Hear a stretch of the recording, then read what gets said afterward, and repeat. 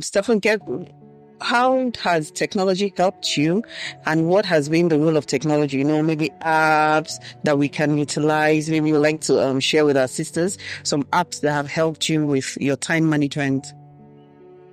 Okay. I think the one that is easiest for me to understand, probably because I am not very techie savvy person, is the Google app, the Google Calendar. That helps a lot for me. And there's another one, the time tracker. That time tracker, because of the kind of job I do, you have it on the Microsoft project. So you see how some activities run. But the Google Calendar is one that really works for me. But you can't be dead to technology. If you're dead to technology, you can't thrive. So you have to understand that as a woman, that you have to, but that can't take the place of writing some things down, because even while you are still using the Google Calendar, you still have to make some things noted, because the Bible says, write it down. And make it plain. So when you say writing, can we also use write apps that, like notepads? Yes, even on our phones. Notes on the phone. Yeah. So not necessarily using pen. Yeah, not necessarily using pen, just writing on your phone. You have the notes app on your phone, you have the Google app, you have the time trackers. There are quite a number of them, but it depends on how flexible you are to some of those things to be able to be open-minded to learn it. But if you really want to track how you're progressing, because once in a while, you want to do a self-reflection on some of these tasks and you want to fall back. Okay, I have a meeting. Is it on my calendar that I have this meeting? Okay, can I go back to it, these tasks? And you would have some things very simple. You don't have to just be racking your brain how I want to do it. So it's as simple as that. So planners, online planners, Google Calendar, the time trackers. Those are the ones I know. The one that I use a lot is the clock on the phone. To remind. Yeah. So it reminds me of activity. Even your alarm. Yes, even the alarm. Well, as the alarm, it helps a lot. Yes. You are exhausted. You want to pray. And you're saying, if the Holy Spirit wants me to pray, you wake me up. I'm just deceiving yourself. You would not wake. So what I've seen is because I would not do it. So I set an alarm. Yeah. I want to do it 10 minutes. So it's as simple as that. It's also a planner. Yeah. Otherwise, you will not get it done. Yeah. My daughter used to go to school. We live very close to the school. But every day she goes to school late. And at some point I'm like, don't they say I'm a bad mother? See her house right there. So I had to put alarm. So once the alarm goes off at 7:10, even she herself knows that it's time to go to school. Yeah. So whatever she's doing, either she speeds up or she drops it, takes her bag and just moves on. And that has been a great help. A great help. So technology, we need to use it to our advantage. Yes. To help us stay on track and to help us grow. And what other thing? And even the Bible app. Yeah, the Bible app, people to help you. It has reminders. It's to just remind us it's time to. You haven't. So yes. So we can make that. We can make that work for us. So now let's talk about mom guilt. Just talking about my daughter. I remember. Do you ever feel guilty? Like, oh my goodness, I have to do this for my children. I have to do this. As a mom, how can we overcome that constant feeling of mom guilt and ensure that, we're also taking care of ourselves? Because sometimes you're like, my children, I haven't done this. And we haven't even made time for ourselves. Make time to also spend time with God, to also grow spiritually and emotionally amidst the cooking, taking them to school, working and, just doing things to provide for them. How can we overcome that stuff and care? How can we overcome that feeling of mom guilt and actually do something for ourselves? I'm a firm believer of you setting it right from the beginning. Nothing will prepare you for motherhood. Nothing will prepare you for being, for the tasks ahead in marriage. So you just have to set the goals at the beginning. What do you want for yourself as an individual? It's also very important that it's possible and very, very, which is what happens most times. You feel you're not doing enough. But by the time you ask one or two people how they are coping or how they are doing it, you see you're not actually as bad as you. So once in a while, people need to understand that first, I must prioritize once in a while, it's okay to be selfish. What exactly do I want? What do I want out of life? while still being a virtuous woman, while still being a Christian woman. So if that hasn't been set at the beginning, you're putting the wrong foot forward. So getting that priority first. I am first a human being before I am my husband's wife. So I need to understand that part. So I need to take care of myself. That me time is very important. It might not be something very big you want to do at that your me time. It might just be a self-reflection of yourself. It might just be you looking at your life in retrospect and saying, what have I done? Because I ask myself that question a lot. So before the next, God gives clarity. Our purpose in life I call it progressive elaboration. Some things become clear as you go on the journey. So once those clarity comes, take note of them so that you are not included, but you're not overwhelmed in that guilt. Because at the end of the time, your children might even blame you. That's while this were going on in other people, they see some women and they're, I wish. Yeah. So if you're going to be overwhelmed with such issues of life, how would they be proud of you? As they see us and then they see more than they hear. So they are looking at how you're able to overcome challenges, how you're thriving. You can't just be surviving. You must strive. As a woman, you must try. The capacity is there. But how you're going to juggle up things is left for you to do. That's why I keep saying that prioritizing. You know, there's one matrix that, if you've read the effective seven habits of effective people, there's that quadrant is there. Things that are important, urgent, things that are not important. So some things you just have to take off so that you are putting your energy on what really matters. Yeah. On what really matters. That understanding has to be there for me. Yeah. So understand that. Don't always feel you are doing bad. You can't be perfect. It's only God that is perfect. Yeah. You're human. You can't be perfect. Yeah. So that's reflection that, okay, I missed it here. What are the lessons I learned? There are some mistakes that you have made as a mother. You know, okay, on this child, I made this mistake. I'm not going to allow it to happen on this one. So what are those things that I need to correct? So you are putting your eye on that. That's a priority for you.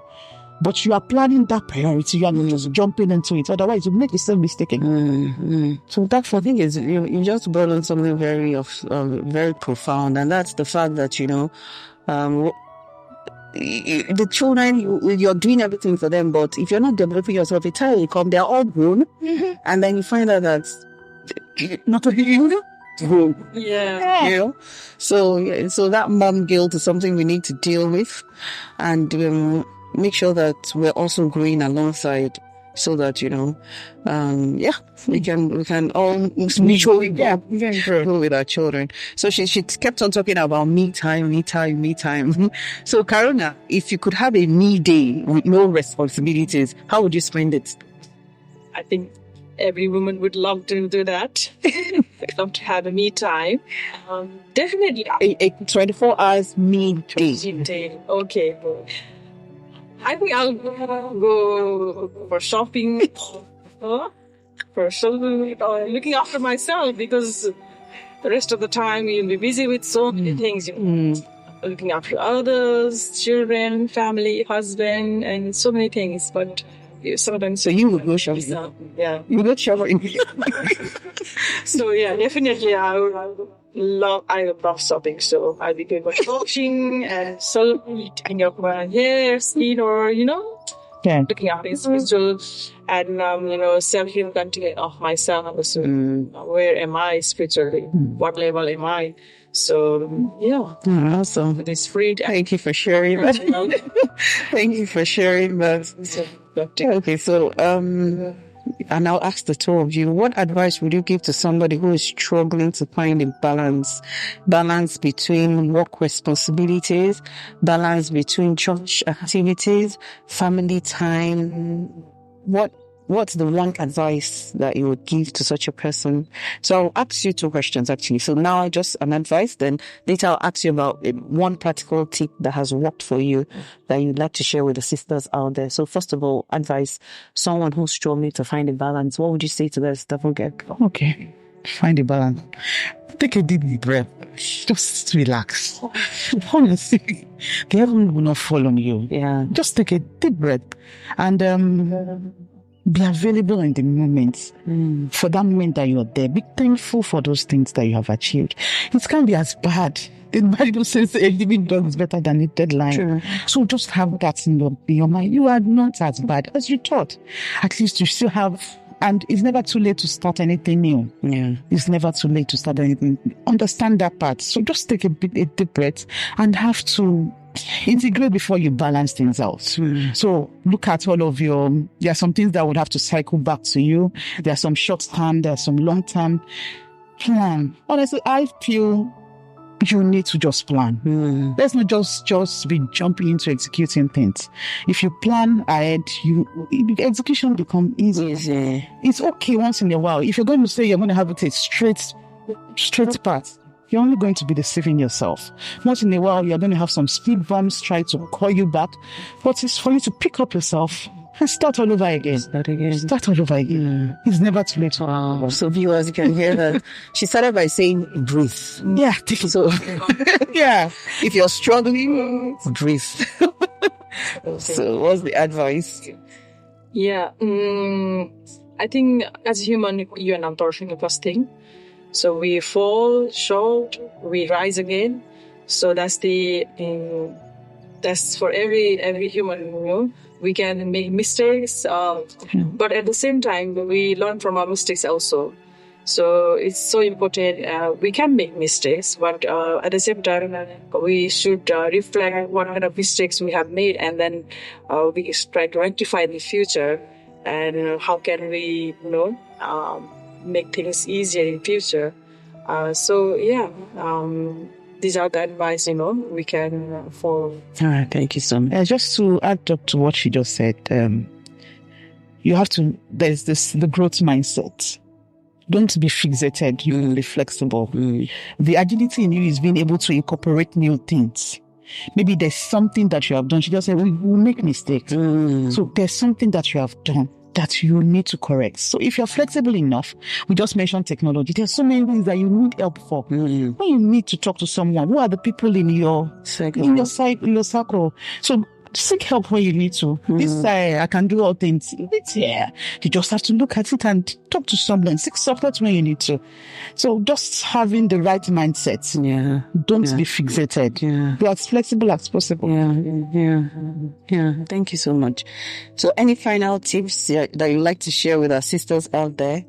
Final tips on time management. So general tips about, how, they can just go around. For me, it's never neglect yourself. The journey to becoming is very, very important as a woman. Don't, because you're a woman, don't say you would not develop yourself. You must develop yourself so that you can have stories to tell. That's for me. Never neglect yourself. Personal development, so many things you can do with your time. So the viewers, you can hear you are first a daughter of God before you became a mom, before you became a wife. So do not neglect yourself. Thank you so much, Funke. And any final? Yeah. Apart from being a mom and multitasking everything, don't forget to look after yourself. That is very important, because looking after yourself makes you a better person, and you can serve others also. If you're not looking after yourself, then how can you serve or serve others? So it's very important to look after yourself, and then you can look after others as well. So it's from yourself, taking care of yourself, actually, you're able to serve others. Thank you so much. Thank you, sisters. Thank you, Sister Funke. Thank you, Sister Clara. Thank you so much. We're grateful to have you here. God truly bless you. Thank you. It's our pleasure being here. God bless you. Hi, sisters. As we wrap up this episode on time management, let's remember the words from Ephesians 5:15-16. And it says, therefore, see that you walk carefully, in bracket, living life with honor, purpose, courage, shunning those who tolerate and enable evil, not as the unwise, but as wise, making the very most of your time, because the days are evil. Here, the Bible encourages us to be wise in how we live and to make the most of every opportunity. Time is a precious gift from God, and how we use it reflects our values and our priorities. In our busy lives, it's easy to get overwhelmed. It's easy to get distracted and feel like, there aren't enough hours in the day. But by seeking God's wisdom and guidance, we can learn to prioritize what truly matters. Just like Sister Funke said, whether it's spending quality time with our family, whether it's dedicating moments to prayer and reflection, or pursuing our God-given passions, let's strive to use our time wisely and purposefully. May we all find balance and peace that comes from, aligning our schedules with God's plan for our lives. And remember, it's not about being perfect. It's about being intentional. Thank you for joining us today. Before you leave, please like this video, comment and subscribe to our channel. And I'll see you in the very next episode. Bye for now. And how tired we walk this path together. Hey everyone! Today we've got a challenge that will completely reset how you manage your time, and it's super simple but powerful. For the next 24 hours, track everything you do. Yes, everything. Write it down or use your phone. From scrolling through social media to having a chat with a friend, take note of it all. Then, here's the twist. After those 24 hours, take a look at your list. What's truly adding value to your life? What's just wasting time? Now, replace one unnecessary task with something that aligns with your priorities, whether it's prayer, spending time with loved ones, or diving into God's Word. This simple reset will help you reclaim your time and make space for what really matters. Ready to take on the challenge? Let's go! Be sure to share your experience with us in the comments.